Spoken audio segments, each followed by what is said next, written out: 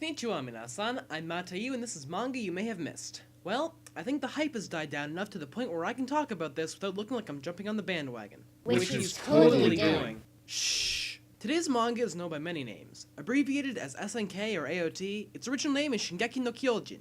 In English, this means Advancing Giants, but we know it as Attack on Titan.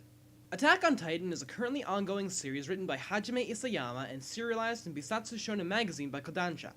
It began publishing in September 2009, and as of August 2013 has been collected into 11 tankobon volumes. In June 2013, the manga reached 20 million copies sold in Japan alone.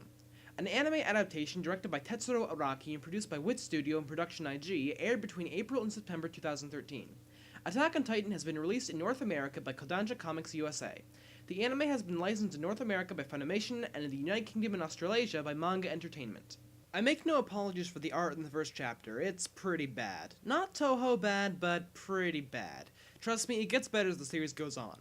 On that color page, humanity remembered the dread that was life under their rule, the humiliation of being caged like birds, and the splash page that gives us the title, To You in 2,000 Years.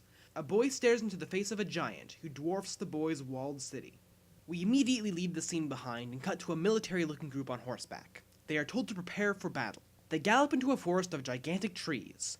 The person I assume is the commander shouts that they have one target, which must be eliminated at all costs. One rider spots the target and gives a distance measurement of 400 meters, and decreasing as the giant they're hunting is heading towards them. They split into 5 groups, one of which will act as decoys. The giant is now 100 meters away.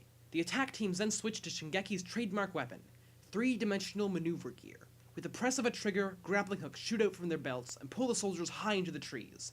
As they Spider-Man it between the trunks, they're told to strike from all directions at once, and they unsheath thin blades that lock into the trigger mechanisms.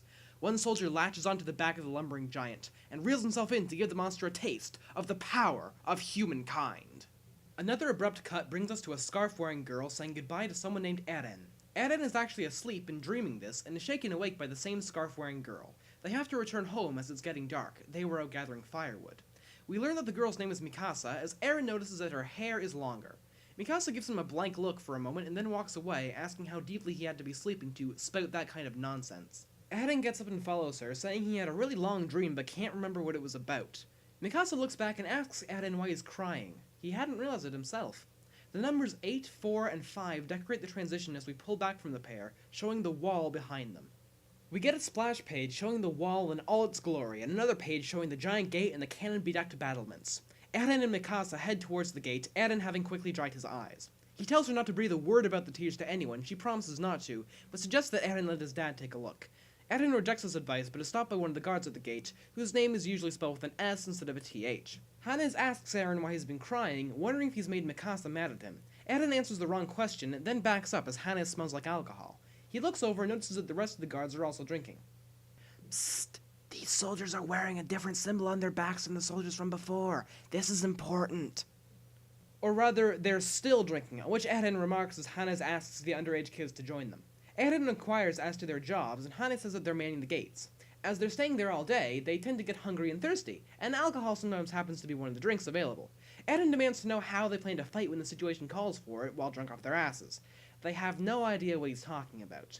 Eren says it should be obvious, when they break the wall and enter the city. Hannes asks Eren not to shout so loud, and one of the other guards says that they'll deal with it if they break the wall, though that hasn't happened once in 100 years. Eren says his father's told him that letting their guard down is dangerous, and Hannes says that he's probably right, seeing as he's quoting Dr. Jaeger, the city's resident savior. However, he says, the most you're likely to see of them, even as a soldier, is a glimpse while repairing the walls. The wall is 50 meters high, Hannes says, and he can't see them working a way around that.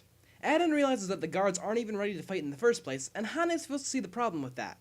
Eren says that the stationary guards should rename themselves the Wall-Building Squad, and Hannes says that's a great idea. An active army isn't a good thing, he says. As long as the soldiers are derided as useless freeloaders, everyone else can enjoy a peaceful life. Mix-up of cause and effect aside, it's a fair point.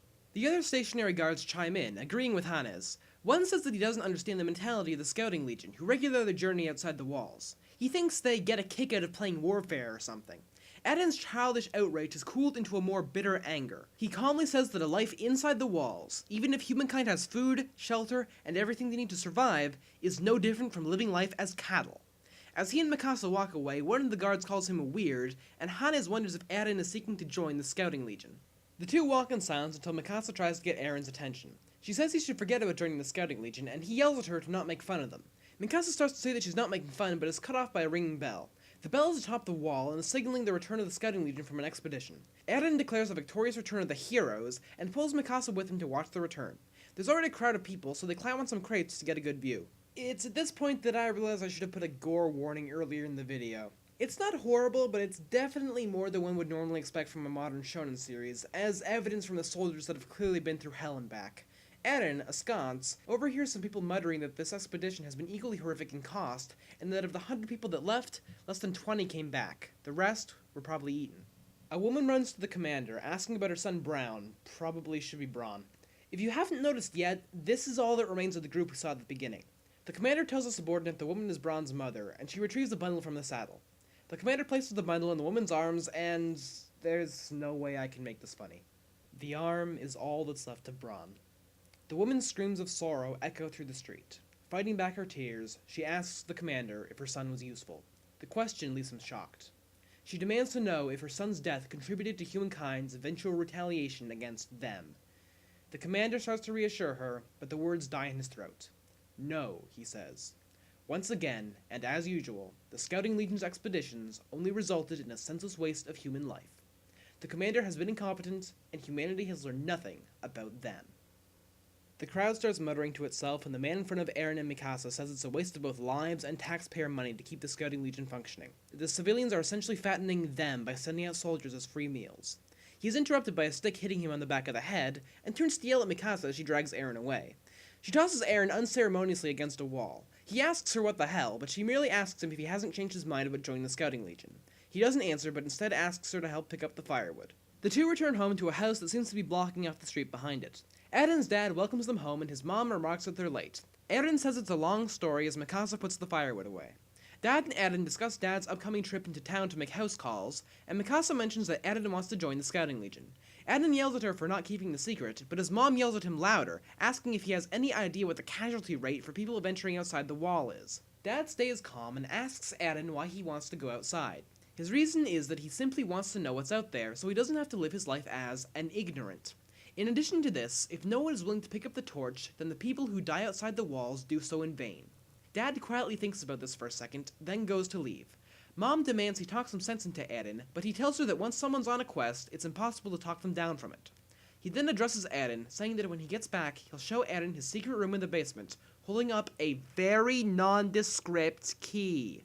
As he leaves, Mom addresses Eren. She starts to say that only a fool would consider joining the Scouting Legion, but as usual, he drowns her out by yelling at the top of his lungs about how peace as livestock is an illusion or something.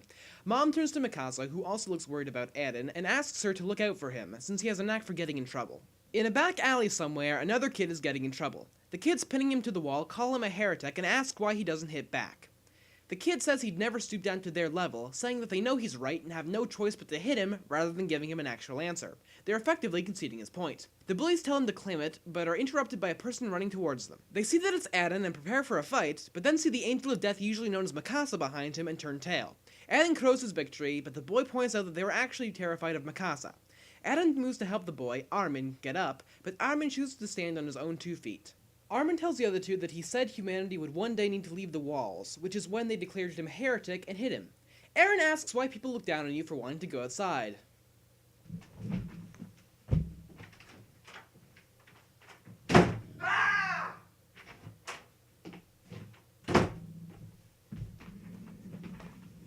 And Armin says it's because life has been peaceful during the 100 years spent inside the walls. People are wary of letting them in. The royal government has declared manifesting any interest in the outside world to be taboo, which Eren calls chickening out.